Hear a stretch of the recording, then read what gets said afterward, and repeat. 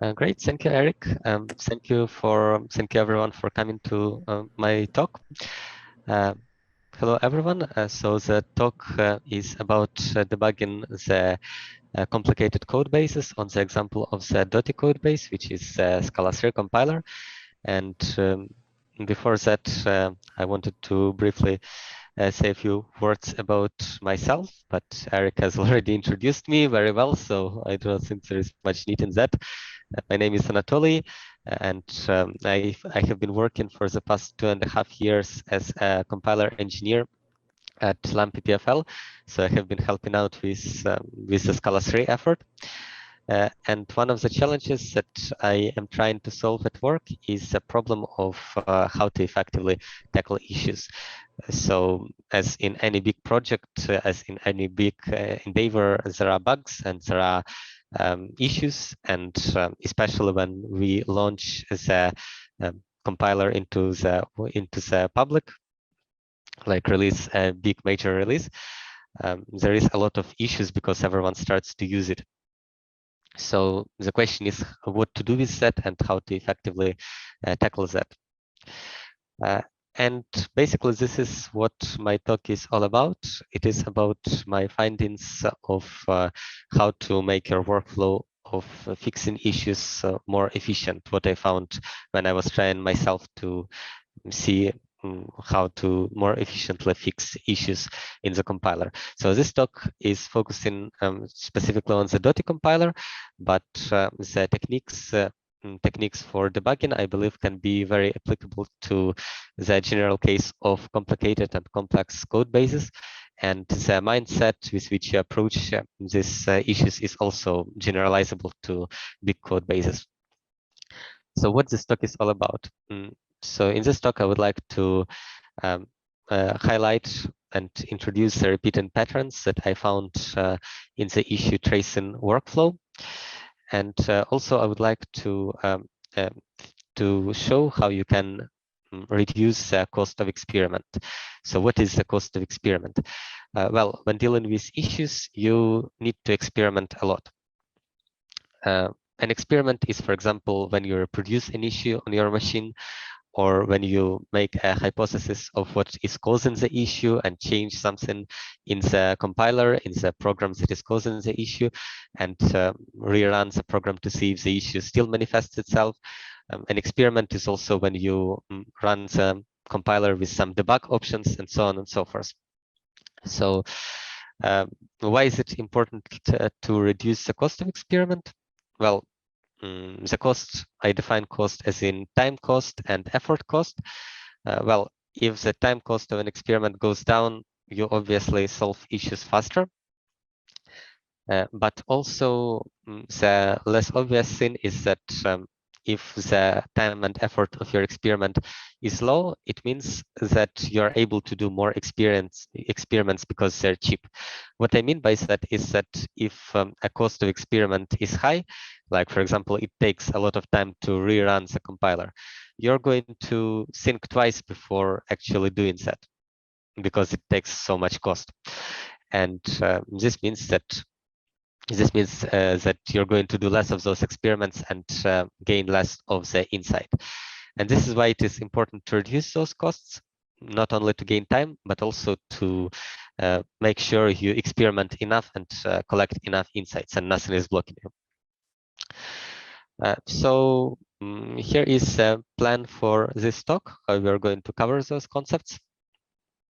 First, I'm going to introduce the essential parts that goes into the process of debugging the compiler.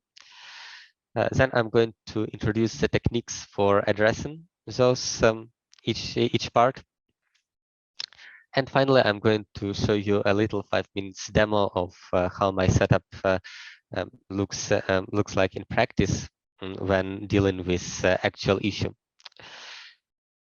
All right, so parts of troubleshooting, phases of troubleshooting, what are they? I distinguish 3 phases of troubleshooting, and the first one is issue reproduction. To effectively be able to solve an issue, the first step is that you need to run it in your local machine, because that way you're able to play with it. Once you have reproduced the issue, once you have confirmed that it is happening on the latest version of the compiler on your local machine, next step is to figure out where exactly in the code base it takes place. And I call this step navigation, because you need to figure out what exactly in the compiler is triggering the issue. Well, in the process of navigation, well, usually the way it looks like is that you go to the immediate manifestation of the issue in the compiler. You see what causes that manifestation. You go to the site of the cause of the issue, of the manifestation, and you figure out what is causing that, and so on and so forth. So the trick is to follow the causal chain of causes that contribute to the issue to figure out the root cause. And the causal chain can be pretty long. It may involve like 10 links, dozens of links.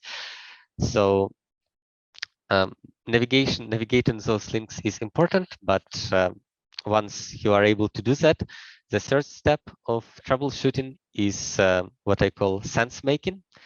Well, you need to make sense of what you see, because you're going to, like, while navigating through the causal chain of an issue, you're going to see a lot of code, and you're going to need to make decisions on whether a particular piece of code is important or not, on whether the compiler behaves right or wrong at a particular point, on what might contribute to the particular point going wrong, and so on and so forth. And to make those decisions adequately, you need to make sense of what you see. You need to understand what you are seeing. All right, so these are the three parts that go into troubleshooting. Now let us talk about how to, like, what you can do to reduce the cost of going through every part on an example of my setup.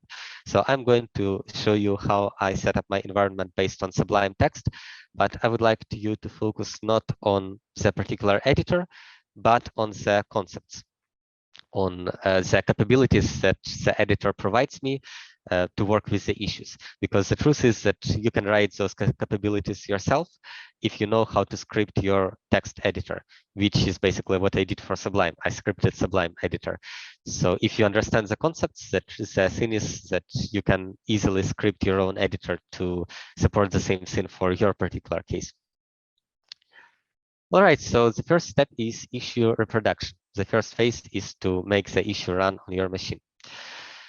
So issue reproduction is what you need to do for every issue that you encounter. This means that issue reproduction is something that repeats over and over again through your workflow, through the time that you're working on the project. And one thing that I have discovered when working on complicated and complex code bases is that if something repeats, then you will benefit a lot from standardizing it. Standardizing it means that you impose a rigid structure on how you organize information and rigid procedures that you follow to, well, make things happen related to your workflow. If you do that, if you really standardize your workflow that repeats from time to time, what you gain is less room for error. Because if you do things the same way over and over again, and the way is well defined, there is less chance that this way will go wrong. Why is that important? Well, because when fixing issues in complex code bases, there is plenty of stuff to go wrong. And if you can remove some of the stuff going wrong, you will already gain a lot of time, and you will already gain a little bit of breathing space for you. You'll be able to spend time not debugging your setup, but debugging the issue in question. So what is my standard procedure for organizing my my issue reproduction flow? Well, you see it on this screenshot. So basically, it's not very complicated. It's all about having every issue in its separate folder and having all the issue folders in one playground folder. so-called issue workspace folder. Every issue folder obviously contains the Scala file with the issue itself that I'm working on, but also one thing that is specific to my setup is that it contains also the issue reproduction script. And the issue reproduction script we'll cover in the next slide. But before that, I want to mention that the issue in question is a compiler-related issue, which means that the Scala file in question that reproduces the issue, the idea is that you're going to compile it with the compiler, and this compiler is going to do something wrong. And your job is to figure out what it did wrong and why. Issue reproduction script. What is it and why do we need it in the process of fixing issues? Well, basically, an issue reproduction script, it has an extension ISS, which doesn't stand for International Space Station. It stands for issue. And basically, what it is a collection of SBT commands. So think of it as an issue reproduction script is the same thing to SBT as a bash script to bash, which means that it is a list of SBT commands that SBT is going to execute sequentially once you run it from the .dot project. So all of those commands that you list in the issue reproduction file will be run from the .dot compiler project. And what this particular command says on the screen is basically it is a compilation command. If you run it from the .dot project, from the compiler SBT project, what will happen is that it will try to compile the bad.scala file. The only thing that is not SBT specific in this command is the $here variable. So $here is specific to my setup, and it points to the directory in which the issue reproduction script lives. And there is a plugin. There is an SBT plugin that will know how to execute the script step by step. To the right, at points 2 and point 3, you see how this issue reproduction script is launched from SBT. So the SBT plugin adds a new command to SBT, which is issue command. So you write issue, then you write the name of the folder that with the issue that you're trying to execute. In this case, it is demo. So you write issue demo, and then it copy pastes essentially all the SBT commands from the issue reproduction file to SBT console. So the question is why? Why do we need this issue reproduction script at all? Well, my motivation for doing that was twofold. So first thing is that sometimes reproducing an issue involves several commands. For example, if it is issue that happens at runtime, there are two commands. One to compile an issue, and another to run what you compiled. And doing that, typing those commands from SBT every time you want to reproduce an issue is tedious. The second motivation for me to create this plugin was that the way you work with Dotty when debugging it is you utilize the debug flags very extensively. So Dotty Scala 3 compiler has a lot of flags that can be used to provide you a certain debug output that tells you what the compiler does. So stuff like the output of the trees that the compiler works with during the various steps of the compilation, stuff like some advanced information about those trees, and stuff like stack traces on errors, which point you to the place in the compiler where error happens, and so on and so forth.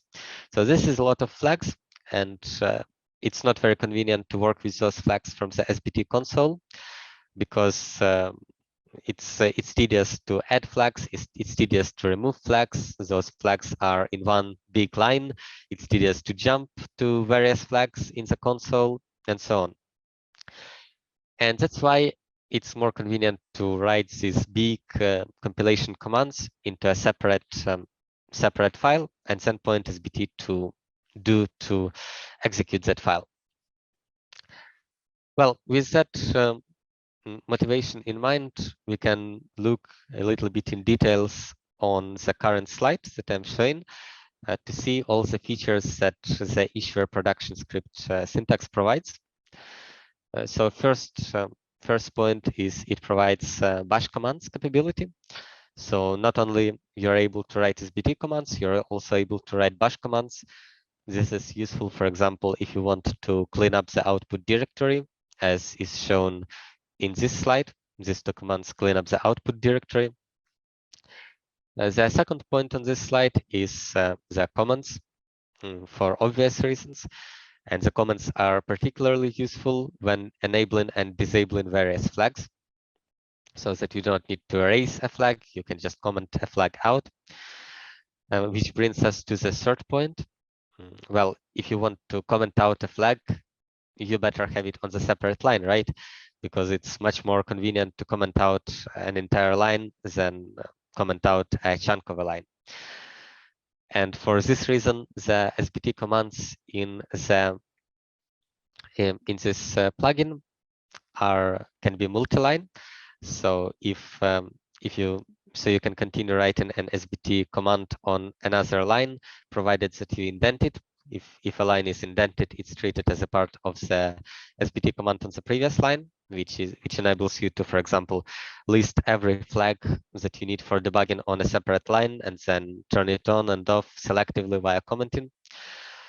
Finally, as a fourth option is the first point on this slide is a showcase of multiple SBT commands per file, which will be executed sequentially, which is nice to have when you have several commands to reproduce an issue. And well, finally, the fifth point showcases you what happens when you execute this command. So the output, the entire output you see to the right is what is the result of execution of this entire script. Great. So we have covered the question on executing the on reproducing the issues with what they use to reproduce the issues. And at this point, maybe it is a good idea to break and ask for questions. Are there any questions, Eric? No, we don't have any questions at the moment. Okay, great. You got about 10 minutes left, or 11 minutes. Okay, 10 minutes. Okay, so then I'll quickly showcase the two other steps besides reproduction that we have. So first step, so the second step after you have managed to reproduce an issue is navigation, where exactly it happens in the code base. Here is an example of something of an error, of a compile time error. We are trying to assign a string to an integer. Obviously, it's an error. The question is where exactly it happens in the compiler, what triggers it. Well, to figure that out, a good idea would be to enable the trace error site flag, which is by debug error flag. What it does is whenever you compile something and it produces an error, there will be a stack trace that points where this error happens in the compiler. Now we encounter a problem because we want to conveniently jump from stack frame to stack frame. And this is problematic because my editor doesn't know how to do that. But since that there are dozens of frames to jump through, it's tedious to do that by hand. Fortunately, my editor is scriptable, so it's not hard to teach it how to do that. So that's just what I did. I wrote a little plugin for Sublime that allows me to jump to a stack frame on Alt-click, which saves a lot of time when you want to explore dozens of frames. And that was all I needed for navigation part. The final part that goes into issue tracing, issue debugging is sense making. All right, you have those dozens of frames, you're able to navigate through them easily. Now you need to understand what's actually happening there to be able to see what's going on wrong. And to do that, the primary tool in your disposal is examining variables. Normally, it is done with a debugger, but Dotty doesn't have a good support for debuggers. You can make it work if you really want, but it will not be a very good experience.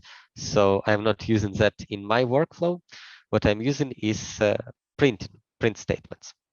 But it's tedious to print variables every time by hand. And so, what I did is I instrumented the Sublime editor.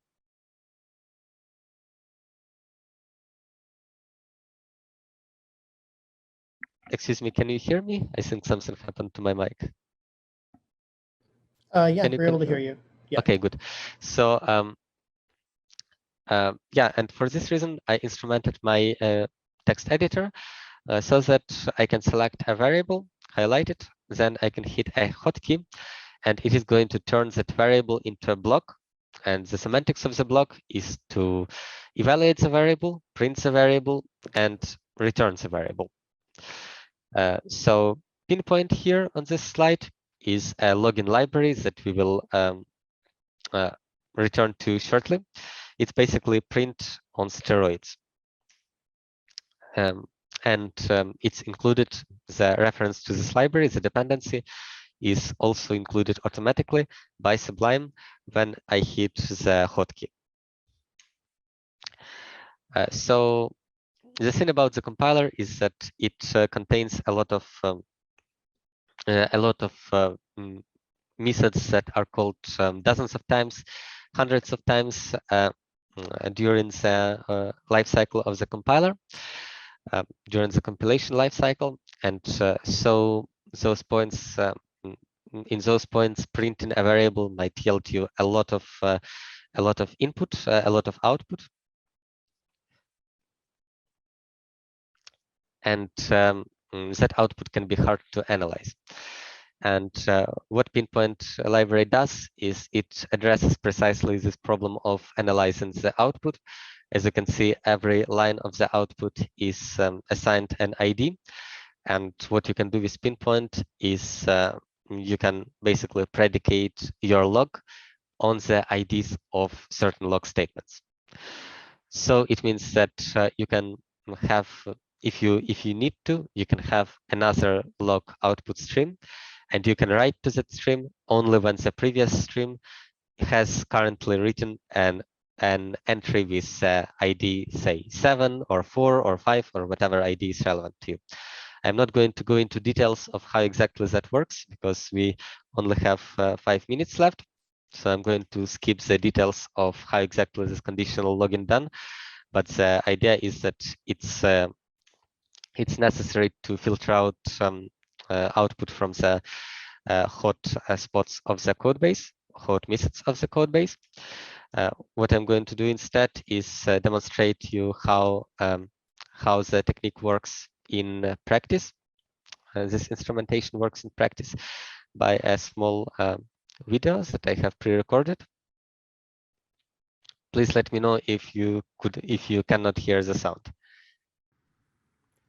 Let us see how to use debug techniques to figure the cause of an issue. In the bad Scala file, we have the issue in question. The issue is that foo and bar compute essentially the same type, yet bar fails to compile.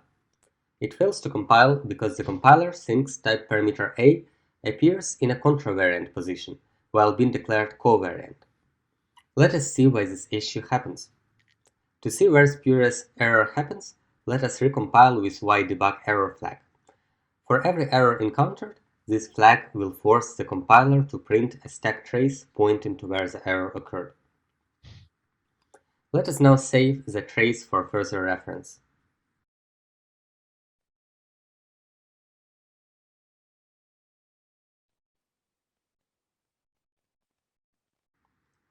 Now let us go to the error site occurrence.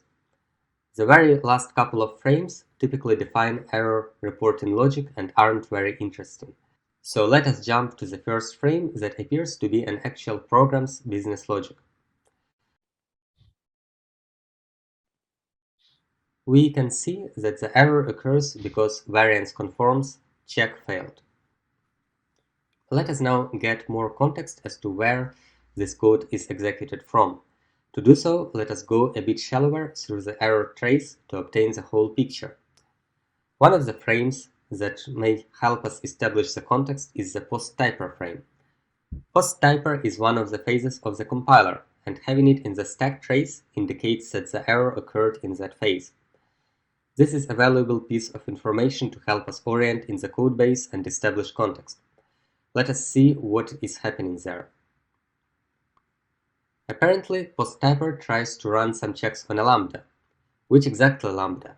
Let us find out by debugging the variables involved.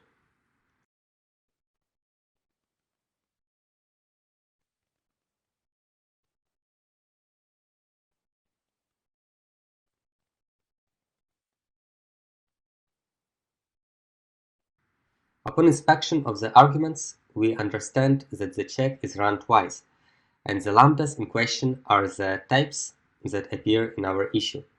Let us now see what exactly checks are being run by this function.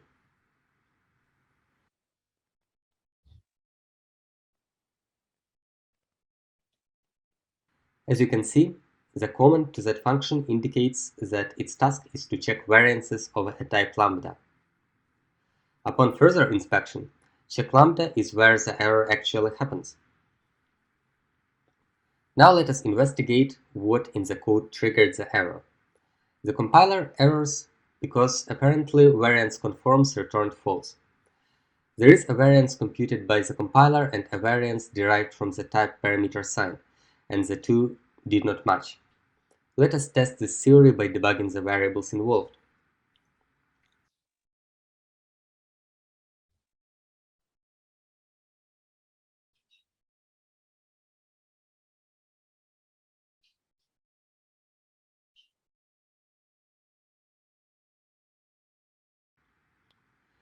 Indeed, for the type parameter b, the variances match, but not for the type parameter a.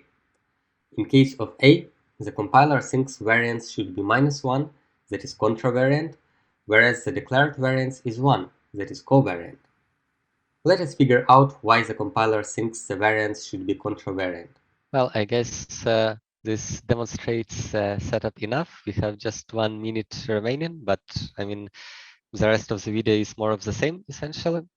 There is a good showcase of how things are done.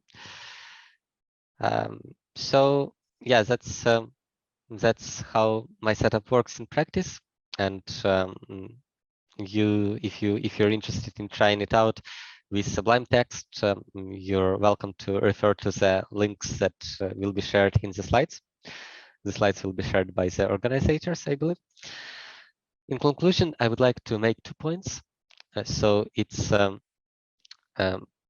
if something repeats in your workflow regularly, it makes a lot of sense to automate it and standardize it, and you're going to benefit a lot from that. And also, it's important to know how to script your code editor. The point of this talk is not to promote Sublime Text Editor or my setup, but the point is to promote the concepts and to promote hacking on your own editor to maximize efficiency for your particular work. So that's what I wanted to share with you.